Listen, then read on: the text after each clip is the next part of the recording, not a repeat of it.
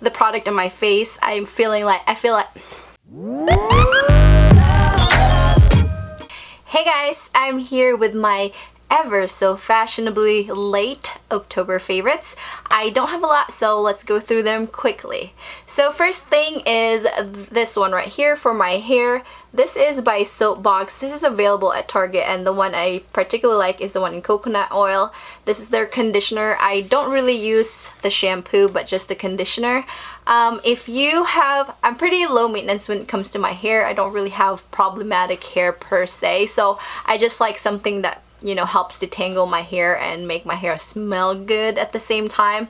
And what I really like about this is that it's very lightweight. It's sulfate free, so it doesn't weigh my hair down. So I can usually get away with second day hair with this conditioner because my scalp doesn't get too greasy right away. And I really like the message of this brand as well. It's like your purchase donates 1 month of clean water to somewhere. So I like this. It's pretty affordable at Target. And it's by Soapbox. I believe it's $4.99 at Target, so I do recommend it if you don't really need the kind of deep conditioning and whatnot for your hair. The next favorite of the month is this e.l.f. brush. This one is called their e.l.f. blending brush, and I love this for contouring. You guys know, if you guys have seen my previous e.l.f. reviews, that I have a lot of flat brushes because that's kind of like the direction of when you start contouring. That's kind of like where you're headed, to get that perfect flat brush to kind of help you with contouring. But I feel like this was made for contouring for my face shape and for the angles and the little curves that I have on my face. It just sits so well on my cheeks, and it's pretty inexpensive. I believe this was only $6, and I just think this is such a perfect contour brush. And out of all the e.l.f. brushes, I can say that this is my most favorite out of the ones that they've recently released. This is a really good brush for contouring if you're looking for a kind of easy brush, not so harsh contour brush, and it really gets the job done. Next favorite is this Clinique Even Better Flawless Foundation, and honestly I just purchased this because of the free gift with purchase, and I haven't even opened the free gift with purchase because I wanted to try this out.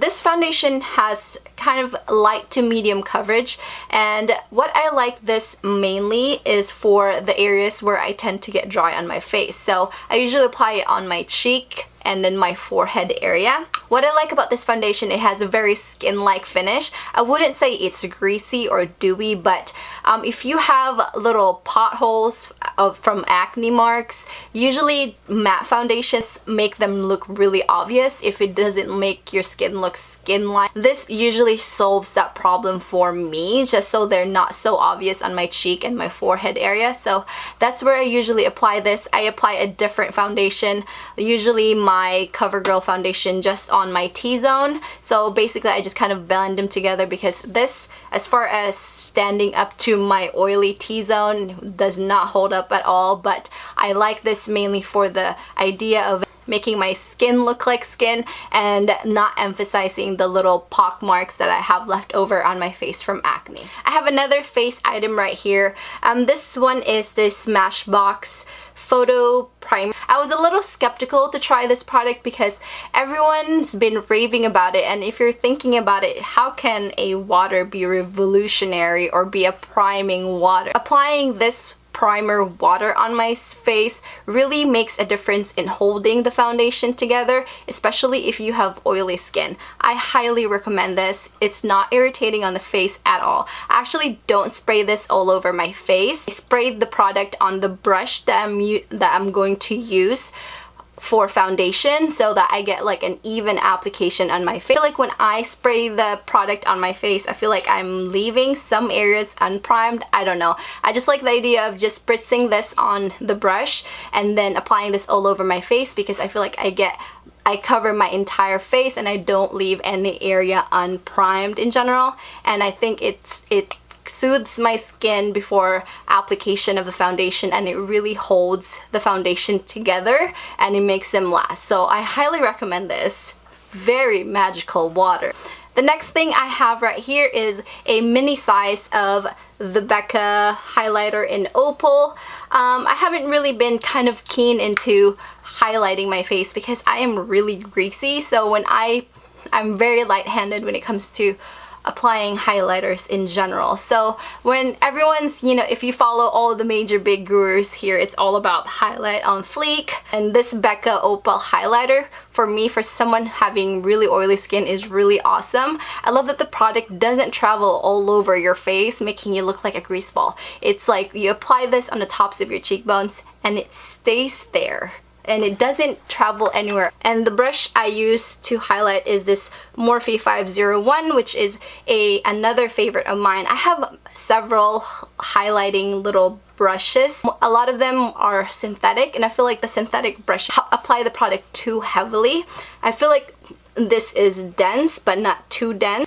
It's the perfect shape and size for the tops of my cheekbones. So if you kind of imagining the size of this brush, this is compared to a Sigma E40 brush. So it's a little bit bigger and fluffier version of that. So I highly recommend it. I think this was only $7.99 on the Morphe website. And the last two makeup product items that I have to show you guys are lip products. With the brown lip trend going into the 90s trend, it's really hard to find a brown lip that doesn't look dirty on the lips if you have pigmented lips like I do. And this one right here is called Grunge from Colourpop, and I think this is such a pretty brown color. It's a very flattering brown. I don't know if that would make sense, but to me, if I were to wear a brown lip color, I would reach for this because it's such a very flattering on my skin tone. I really like this, and I love the formula of those Colourpop lippie sticks. I love the smell of those. They smell like vanilla. And then for an everyday My Lips But Better color that I've been using, and I've kind of murdered my little tube of this Bite Beauty one, but this one is in Date, and it's such a pretty gentle nude brown color, and I really like it. I'm going to make this a monthly thing to tell you guys my book favorites, because if you guys follow me on Snapchat, I will link my name below. I usually snap what I'm reading at the moment, and I'm an obsessive reader. If I start a series that I love, I will just keep reading the entire series within the span of 2 or 3 days. I had maybe 3 series in the previous month, maybe a total of maybe 12 books. This series so far has been my favorite, and this one is called Defiance by CJ Redwine. And I love that series due to the fact that it's beautifully written. I feel like the first book, there's just so much going on. There's so many emotions, so many things happening, and so much like character growth that you kind of like get sucked into it. The story is about Rachel and Logan, and they live in like this post-apocalyptic world. Even though it has like beast, like this beast that they kind of encounter, it's not too much of like a fantasy book where it's unrealistic. It's more of a book about discovery and like how to grieve. It's such a beautifully written book. There's 3 books in the series. I'm on the 3rd book right now, and I'm actually like holding off finishing that book because I know I'll be really sad once the series is over. So that pretty much concludes my October favorites. Thank you guys so much for watching, and I'll see you on my next video. Bye!